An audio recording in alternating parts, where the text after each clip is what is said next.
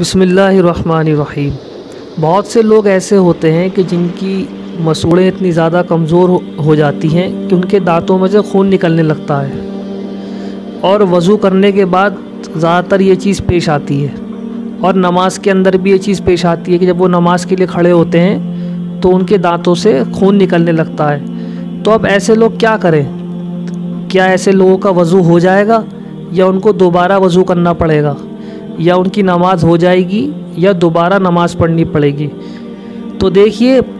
اگر ایسے لوگوں کے ساتھ یہ خون مسلسل آتا رہتا ہو اور اتنی دیر بھی نہیں رکتا کہ جس میں وہ فرض نماز کو ادا کر سکیں، تو اب ایسے لوگ شریعت کی نگاہ میں معذور ہیں، کہ شریعت نے ان کو معذور قرار دے دیا ہے کہ ان کے ساتھ یہ چیز جو پیش آ رہی ہے، خون کا نکلنا، یہ بیماری کی وجہ سے ہے۔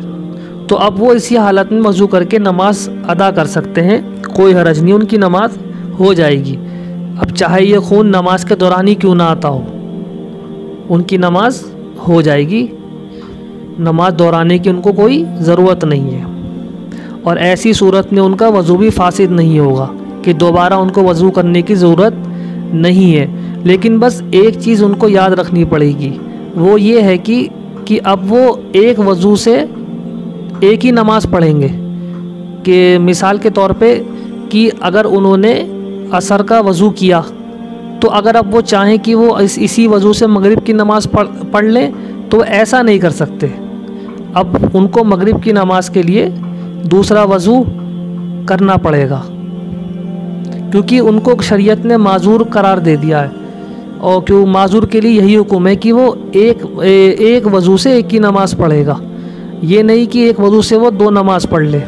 لیکن اگر اس کے ساتھ اگر کوئی ایسا شخص ہے جس کے ساتھ یہ سب چیزیں پیش نہیں آتی، یعنی کہ اس کو اتنا وقت مل جاتا ہے کہ جس پہ اس کا خون آنا بند ہو جائے اور وہ فرض نماز ادا کر لے، تو اب ایسی صورت میں اور ایسے شخص کے لیے ایسا شخص شریعت کی نگاہ میں معذور نہیں ہے۔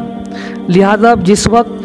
خون نہ آ رہا ہو، اس وقت ہی اس کے لیے نماز پڑھنا ضروری ہوگا۔